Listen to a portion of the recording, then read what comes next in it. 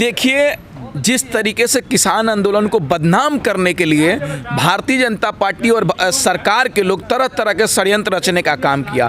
जब शुरुआती दौर से आंदोलन हुआ उस समय कहते थे खालिस्तानी है, पाकिस्तानी है, ये किसान नहीं है, मुट्ठी भर किसान है। उसके बाद जब आंदोलन चलने लगा तो यही भारतीय जनता पार्टी के विधायक आकर कहते थे रोड खाली करो, दिल्ली पुलिस रोड खाली कराओ, हम तुम्हारे साथ हैं। और तो और सिंधु बॉर्डर पे आपने देखा होगा कि कुछ भारतीय जनता पार्टी और आरएसएस बजरंग दल के लोग जाते थे और पत्थरबाजी करते थे किसानों पे और कहते थे कि हम यहाँ का स्थानीय नागरिक है, रोड जाम करने से हमको परेशानी है।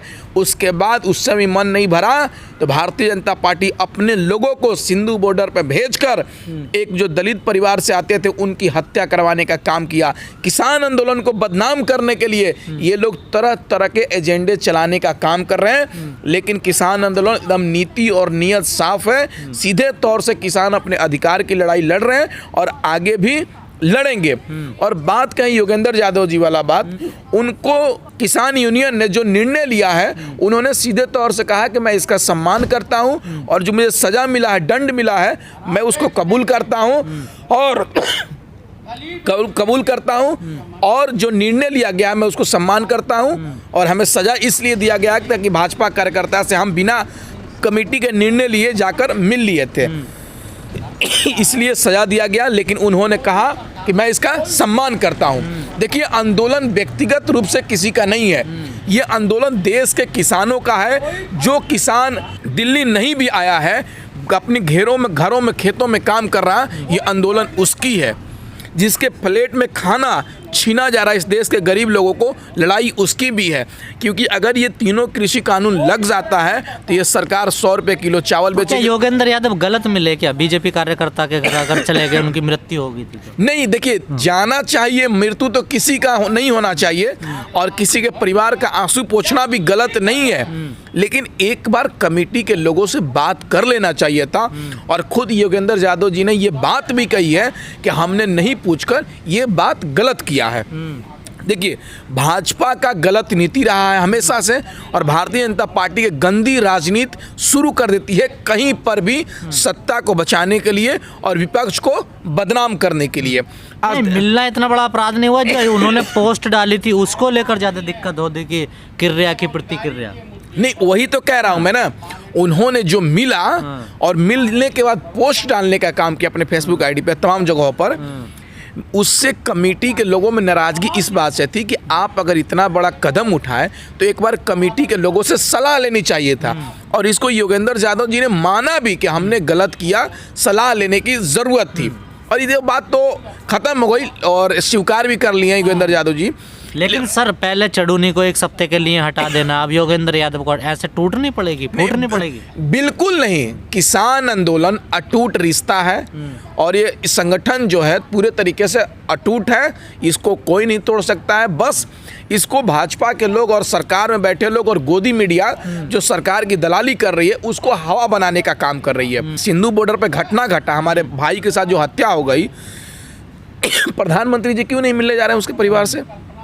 मीडिया वाले क्यों नहीं जा रहे हैं? उसके न्याय की बात क्यों नहीं कर रहे हैं? जब घटना हुआ उस समय सामने सच्चाई नहीं आया था, खूब रोना रो रहे थे, लेकिन जब सच्चाई पता चल गया, सिद्ध हो गया कि भाजपा के लोग ये कांड किए हैं, तो अब मीडिया एक शब्द नहीं बोल रही है। किसान नेता भी तो नहीं जा रहे ना? किसान नेता तमाम लोगों को जाना चाहिए, उनको न्याय की बात करना चाहिए, क्योंकि किसी का आंसू पोंछना सबसे बड़ी बात होती है, किसी के दुख में खड़ा होना सबसे बड़ी बात होती है।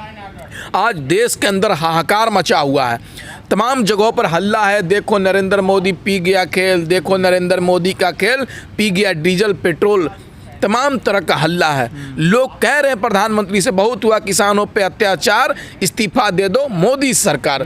बहुत हुआ डीजल पेट्रोल की मार, इस्तीफा दे दो मोदी सरकार। बहुत हुआ महिलाओं पर अत्याचार, इस्तीफा दे दो मोदी सरकार। इस तरह के नारे लग रहे हैं देश में, लेकिन प्रधानमंत्री एक शब्द बोलने के लिए तैयार नहीं है। क्यों? प्रधानमंत्री जी बोलिए तो सही।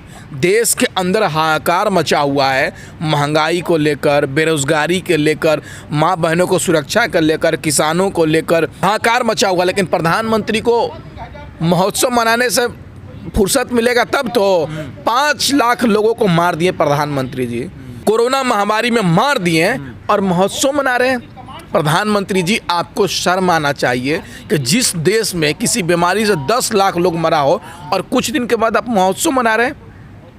टीका महोत्सव, राशन वितरण महोत्सव, वैक्सीन महोत्सव, क्या चल रहा है भाई? देश हमारा विपद परिस्थिति में है, देश हमारा विकट परिस्थिति में है और आप महोत्सव मना रहे हैं। लोग कोरोना में मर गए, बेरोजगारी से मर रहे हैं, 5 लाख जिनके परिवार के लोग मर गए, उनको न्याय की बात नहीं की है। जो लोग कोरोना महामारी से मर गए उनको 4 लाख रुपए खाता में नहीं भेज रहे। महोत्सव से देश चलेगा? आपने देखा होगा बिहार के अंदर क्वारंटाइन सेंटर बना हुआ था, उसमें लड़कियां नाच करती थी, लौंडों के नाच चलता था। अरे भाई, मजाक चल गया स्कूल का। स्कूल में शिक्षा को ये लोग नरक बना दिए। राशन वितरण के नाम पे देखा आपने, लड़कियों को नचाकर भाजपा के नेता राशन वितरण कर रहे हैं, डीएम कलेक्टर राशन वितरण कर रहे हैं, विधायक राशन वितरण कर रहे हैं। भाई, तुम राशन वितरण कर रहे थे कि आप मजाक कर रहे थे? पर लोगों को तो अच्छा लगता है ना जो भी बीजेपी करती है। नहीं, लोगों को अच्छा नहीं लगता है, लोगों को अच्छा लगाया जा रहा है मीडिया के माध्यम से। जो देश की मेन स्ट्रीम मीडिया है, आज देखिए ना, मोदी जी जो कर रहे हैं उनको अच्छा दिखाया जा रहा है और उनकी बुराई को नहीं दिखाया जा रहा। देश किस स्थिति में है उसके बारे में चर्चा नहीं किया जा रहा। जो पत्रकार हैं, अंजना कश्यप की बात कीजिए, श्वेता सिंह की बात कीजिए, अमेश देवगन की बात कीजिए, दीपक चौरसिया की बात कीजिए, ये लोग क्या कर रहे हैं बैठ के स्टूडियो में? मोदी नहीं तो कौन, मोदी नहीं रहा तो देश गुलाम हो जा रहे। भाई, क्या कर रहे हो तुम? मजाक बना दिए हो देश को क्या?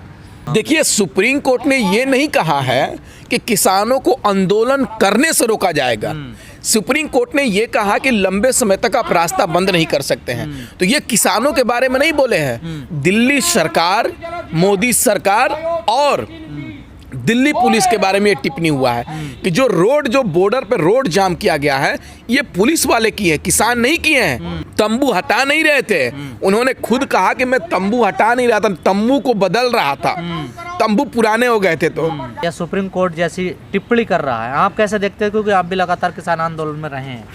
देखिए, किसानों का आंदोलन जो है, नीति और नियत दोनों साफ है और किसानों के ऊपर खतरा नहीं मंडरा रहा, बल्कि सरकार के ऊपर खतरा मंडरा रहा है।